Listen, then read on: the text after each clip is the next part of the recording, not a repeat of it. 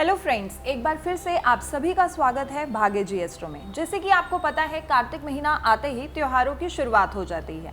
क्या वाकई ही दिवाली 5 दिनों तक मनाई जाती है? इसी पे चर्चा और जानकारी देने के लिए हमारे साथ जुड़ चुकी हैं शिल्पी जी। तो आइए मिलते हैं शिल्पी जी से। नमस्कार शिल्पी जी। शिल्पी जी, मुझे तो नहीं पता कि वाकई दिवाली 5 दिनों तक मनाई जाती है, तो प्लीज क्लियर कीजिए इसे। देखिए, जैसा हम सभी जानते हैं, दिवाली हिंदुओं का एक बहुत बड़ा त्यौहार है। इसे रोशनी का त्यौहार भी कहते हैं। यह त्यौहार 5 दिनों तक चलता है। उत्तर भारत के सभी त्योहारों में से सबसे बड़ा त्यौहार है। अब बात करें कि त्योहारों की, धनतेरस में 2 देवताओं की पूजा की जाती है, जिसमें पहले देवता हैं कुबेर जी, जिनको भगवान शिव से यह आशीर्वाद मिला था कि जो कुबेर जी की पूजा करेगा, कुबेर जी उन पर धन की वर्षा करेंगे। इसलिए सभी लोग धन प्राप्ति के लिए कुबेर यंत्र की अपने घर के मंदिर में स्थापना करें और उनका विधिवत पूजन करें। धनतेरस के दिन आपको अपने घर में कुछ चीजें और लेके आनी है, जैसे 2 झाड़ू, 1 नमक की थैली, कुछ गोमती चक्र, पीले रंग का कपड़ा और हल्दी की 3 सूखी गांठें। दूसरे देवता धनवंतरी देवता है, जो समुद्र मंथन के समय अमृत कलश लेके प्रकट हुए थे। इनके 4 हाथ थे, जिसमें से एक हाथ में शंख, दूसरे हाथ में औषधि, तीसरे हाथ में अमृत कलश, चौथे हाथ में आयुर्वेद ग्रंथ होता है। अगर कोई व्यक्ति बहुत लंबे समय से किसी बीमारी से पीड़ित है, तो उसे धन्वंतरी भगवान की जरूर पूजा करनी चाहिए। यहाँ मैं आपको ये भी बता दूं कि धनतेरस का दिन कब आ रहा है। तो इस बार धनतेरस 29 अक्टूबर दिन मंगलवार को है। और बात रही शुभ समय की, तो पूजन का शुभ समय रहेगा रात 8:54 से लेके 10:32 का, और दूसरा शुभ मुहूर्त 12:11 से लेके 1:50 तक का ये रहेगा। मैम, छोटी दिवाली को कई लोग नरक चतुर्दशी भी बोलते हैं, तो क्या इसके पीछे भी कोई कथा है?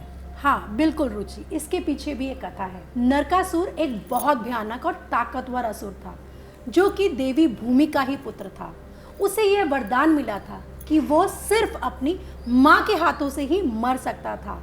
नरकासुर की शक्तियों के चलते तीनों लोकों में काफी हाहाकार मचा रखा था। एक दिन नरकासुर ने अपनी सेना के साथ इंद्रलोक पर हमला कर दिया और कई देवताओं और ऋषि मुनियों की हत्या कर दी। लेकिन इसके बाद भी नरकासुर रुका नहीं।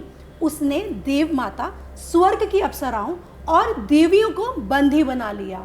उसका अत्याचार इतना बढ़ गया कि उसने 16,000 स्त्रियों को बंदी बना लिया और उन्हें कैद में रखा। जब श्री कृष्ण की पत्नी देवी सत्यभामा को यह बात पता चली, तो उन्होंने श्री कृष्ण से यह प्रार्थना करी कि आप ये सब ठीक कीजिए। फिर श्री कृष्ण और देवी सत्यभामा नरकासुर के पास गए और उसे युद्ध के लिए ललकारा। युद्ध के दौरान नरकासुर ने कृष्ण पर कई दिव्य अस्त्रों से वार किया और फिर त्रिशूल का भी इस्तेमाल किया। इसे देखकर भूमि देवी का अवतार देवी सत्यभामा ने नरकासुर पर वार कर उसको मृत्यु के करीब पहुंचा दिया। फिर श्री कृष्ण ने अपने सुदर्शन चक्र से नरकासुर का वध कर दिया।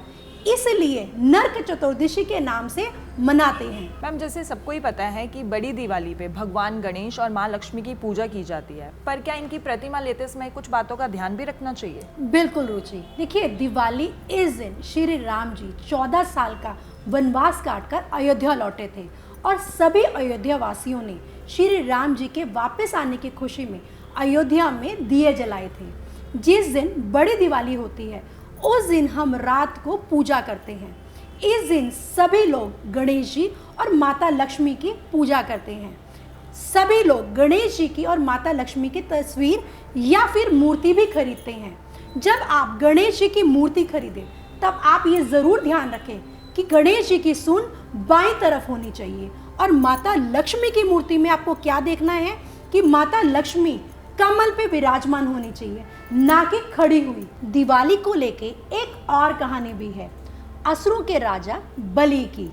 और वह असुरों का राजा होने के साथ साथ विष्णु जी का बहुत बड़ा भक्त भी था। उसने देवलोक को भी जीत लिया था। इसलिए देवलोक को वापस पाने के लिए सभी देवता विष्णु जी के पास मदद मांगने के लिए पहुंचे। तब भगवान विष्णु 5वां अवतार लेकर धरती पर आए और वह वामन अवतार था। इसी दौरान राजा बलि ने एक यज्ञ का आयोजन किया था और उसने यह कहा था कि जो मेरे द्वार पर आएगा उसे जो मांगेगा वही दिया जाएगा, यानी कि वह खाली हाथ नहीं जाएगा। तब भगवान विष्णु वामन अवतार के रूप में वहां पहुंचे और राजा बलि से 3 पग भूमि मांगी। तब भगवान वामन ने 2 पग में ही सारा संसार और तीनों लोगों को नाप लिया और उन्होंने राजा बलि से कहा कि अब मैं तीसरा पग कहाँ रखूं। तब राजा बलि ने अपना सर झुकाया और विष्णु जी से कहा कि हे प्रभु, आप अपना तीसरा पग मेरे सर पर रख दीजिए। जैसे ही भगवान वामन ने अपना तीसरा पग राजा बलि के सर पर रखा तो वह पाताल लोक पहुंच गए।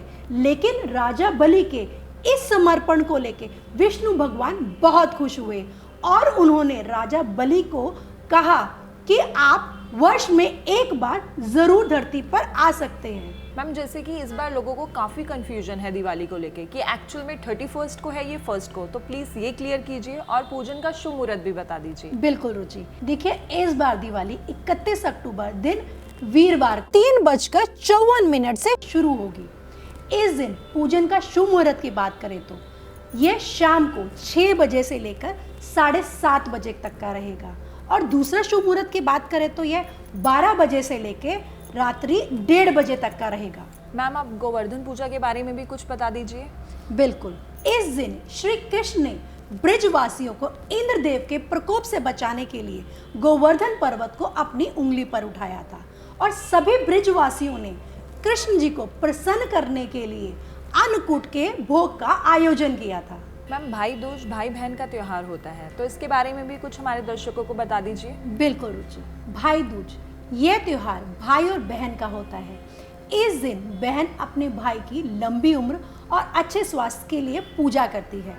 यमराज और यमुना माता भाई बहन थे। एक दिन यमराज जी काफी दिनों के बाद अपनी बहन से मिलने गए तो यमुना माता बहुत खुश हुई। उन्होंने अपने भाई को तिलक किया और उनके लिए कई तरह के पकवान बनाए। यह देखकर यमराज जी बहुत खुश हो गए। उन्होंने यह वरदान दिया, अब से कोई भी भाई अपनी बहन से तिलक लगवाएगा तो उसकी लंबी उम्र होगी और यह त्योहार के रूप में मनाया जाएगा। इसलिए इस त्योहार को यम द्वितीया के नाम से भी मनाया जाता है। और यह भी कहा जाता है कि जब श्री कृष्ण नरकासुर के वध के बाद वापस लौटे तो उनकी बहन देवी सुभद्रा ने उन्हें तिलक लगाया और उनका स्वागत किया। Thank you so much ma'am इतनी अच्छी जानकारी देने के लिए, क्योंकि मुझे तो अब क्लियर हो गया कि फाइनली दिवाली 5 दिनों तक मनाई जाती है। आशा करते हैं आपको ये वीडियो बहुत अच्छी लगी होगी। अगर आपको इससे रिलेटेड कोई भी जानकारी चाहिए तो स्क्रीन पे दिए गए नंबर पर आप कभी भी कॉल कर सकते हैं या हमारी वीडियो पे कमेंट भी कर सकते हैं। और भाग्य जी एस्ट्रो की तरफ से आप सभी को दीपावली की हार्दिक शुभकामनाएं। धन्यवाद।